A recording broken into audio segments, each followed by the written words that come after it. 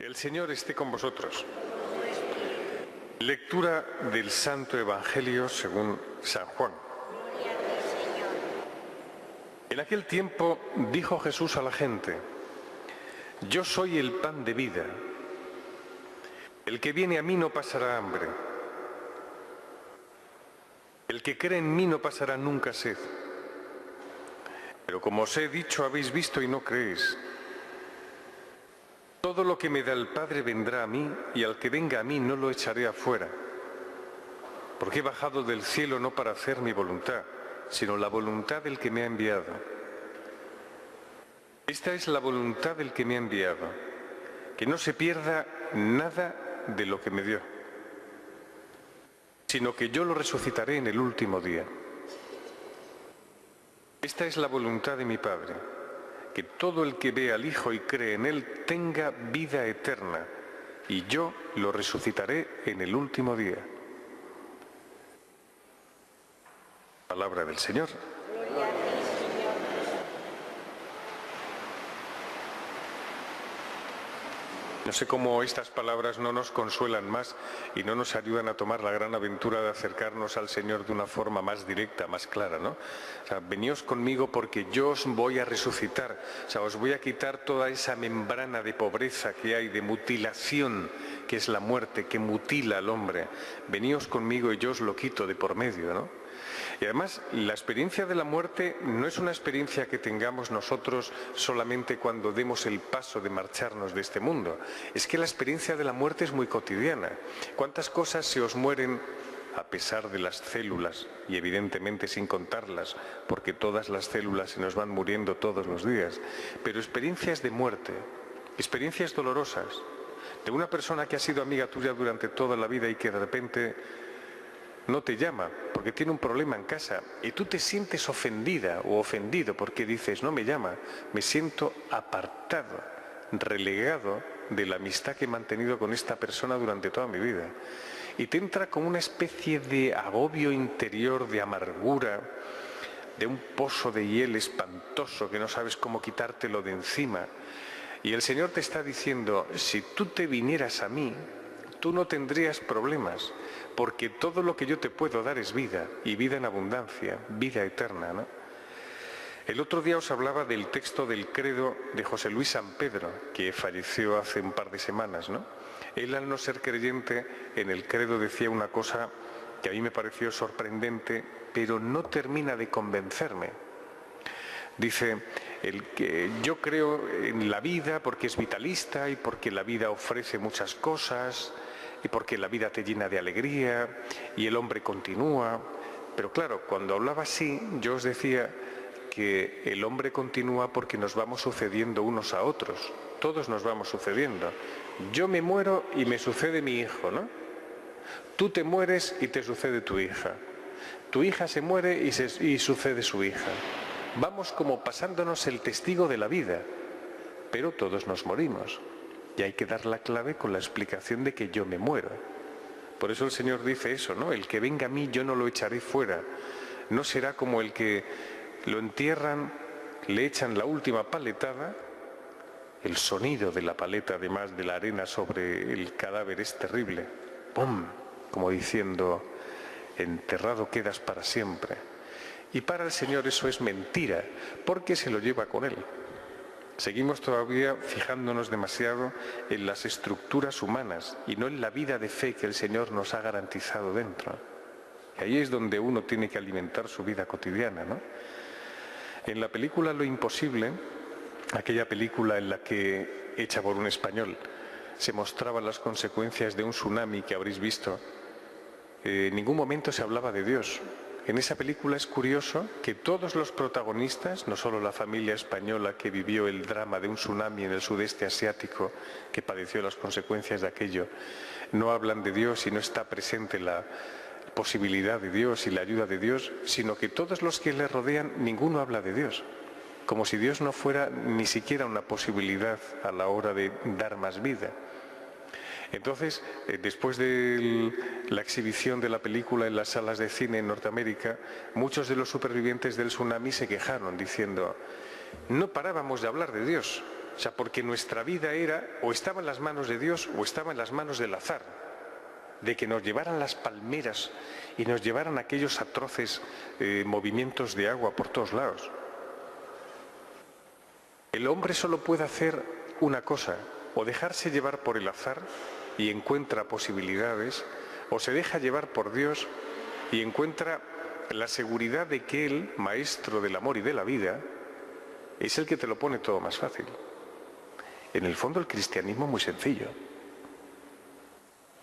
El corazón del hombre es el que lo complica. El cristianismo es para niños. El corazón del hombre crece y se cree orgulloso, que todo lo controla. Y uno tiene que bajar a ser muy niño para darse cuenta de cómo es él. Para fiarse no del azar absurdo, sino de la presencia de Dios que está detrás, ¿no? Es curioso que cuando llega la muerte, y la muerte ha sido rota por el Señor definitivamente, y estos días lo estamos celebrando en este tiempo de Pascua, rota entera por Jesucristo, rota y desguazada por Él, nos damos cuenta que el hombre es capaz de dar mucha vida. Daos cuenta, los que seáis padres, habéis tenido un hijo, no habéis tenido un hijo para un tiempo, habéis tenido un hijo para toda la vida, para toda la eternidad. No sois conscientes de que lo que se os ha venido encima no es un rato de entretenimiento hasta que vosotros os muráis, viendo a los hijos y a los nietos, sino que habéis lanzado al mundo a alguien para toda la eternidad. Es demasiado fuerte. Cualquier cosa que hace el hombre, como es digno hijo de Dios, y así es, ¿no?, es capaz de crearlo para siempre,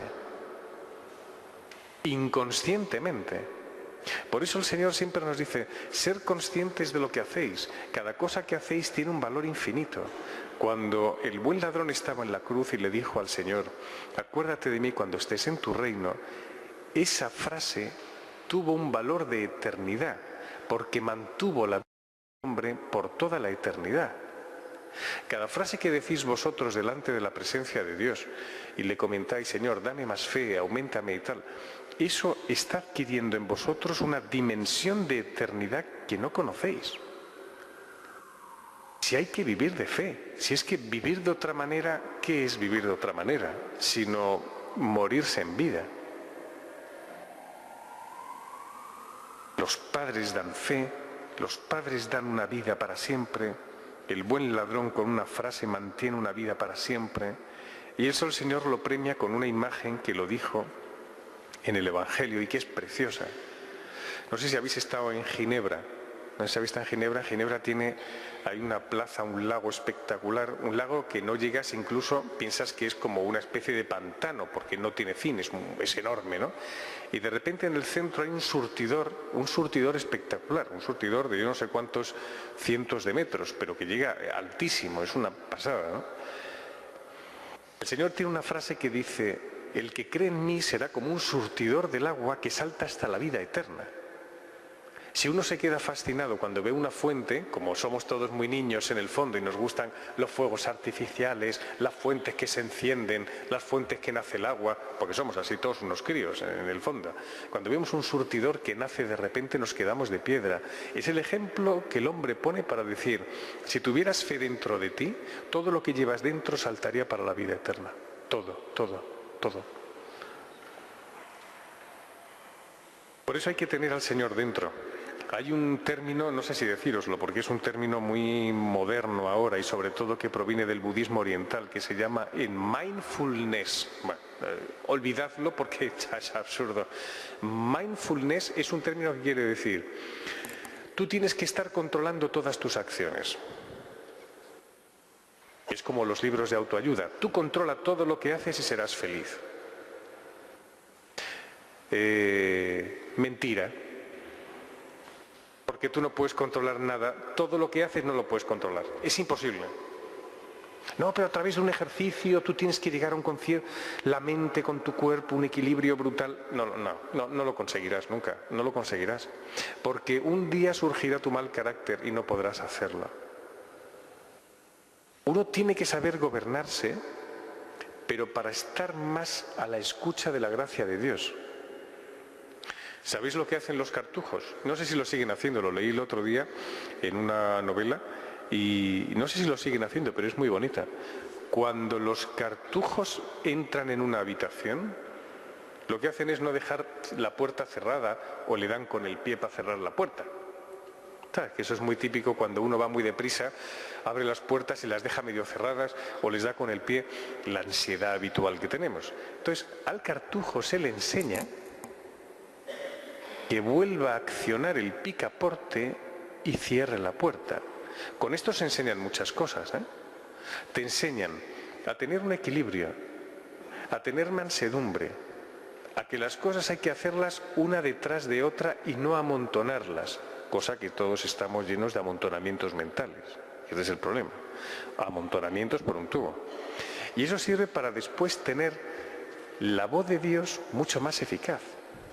Tú vas haciendo las cosas con un orden natural y Dios sobrenaturalmente se te va manifestando. Eso vale mucho más que estas ideas de la autoayuda, del mindfulness. Y luego, muy brevemente, ya para terminar, últimamente os hablo de libros porque me parece que es que los libros acompañan mucho y todas las cosas que se dicen en un libro pueden 2, 3 frases transformarnos por dentro. Este es un libro civil, ficción pura y dura, entretenimiento. No es un libro de santidad, hagiografía, no tiene nada que ver. Se llama El despertar de la señorita Prim.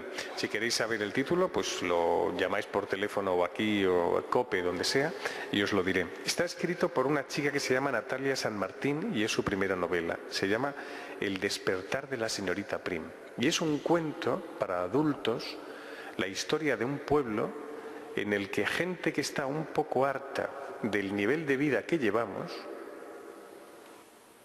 donde todo se convierte en el infierno del progreso y el infierno del no llegar al tiempo del reloj, deciden hacer una vida tipo con la época medieval, en la que tienen su grupo de agricultores y artesanos, su grupo de académicos y su comunidad monacal. Y en base a eso se genera un equilibrio de la vida de nuevo. Es decir, es recuperar lo que tanto decía Juan Pablo II de Europa sé tú misma, recuperar las bases para no perdernos. Los niños desde el principio conocen la fe cristiana en este libro. ¿Y cómo la conocen? De una forma muy natural. Ellos ven una imagen, un icono, por ejemplo, que está puesto en el cabecero de su cama, y llega una señora y dice, los iconos son obras de arte muy bonitas.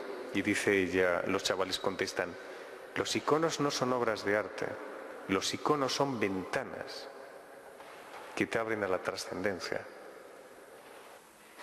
Chavales que tienen mucho conocimiento, ¿no?, de lo que es la verdad cristiana. Un hombre en ese pueblo que es un converso del escepticismo, qué palabra más bonita, converso del escepticismo. Se ha convertido del escepticismo de que todo va igual, da igual todo. Hagamos lo que hagamos, ya somos unos escépticos, escépticos en la amistad, escépticos en la política, escépticos en las instituciones, escépticos en todo, en todo. Nos hemos vuelto escépticos y cada vez más metidos en nuestra campana. Y él es un converso del escepticismo, capaz de crear con los demás una historia nueva. Hay una frase muy bonita que dice que el progreso está descabezado. Y es verdad, porque ahora mismo parece como que no sabemos a dónde vamos. Y dice la protagonista, en boca de una protagonista, dice la autora, la gente que vive en este pueblo ha llegado a la conclusión de que el estilo de vida actual desgasta a las mujeres, desnaturaliza a las familias y pulveriza la capacidad de reflexión humana. Todo un resumen de lo que nos está pasando. Las mujeres desquiciadas, las familias rotas, ya no tenemos tiempo para reflexionar. Todo el libro es, en estado de ficción, un análisis de lo que nos está pasando. O sea, es alucinante. Entonces aquí se habla, por ejemplo, de cómo recuperar un matrimonio después de una infidelidad. Aquí se habla, pues, de la Sagrada Escritura. Aquí se habla, pues, de cómo los monjes hablan de una forma al corazón directa que puede marcar la vida de alguien. Son libros que tenemos que recomendarnos sobre todo porque tenemos que mantener nuestra vida de fe siempre en lo alto, ¿no?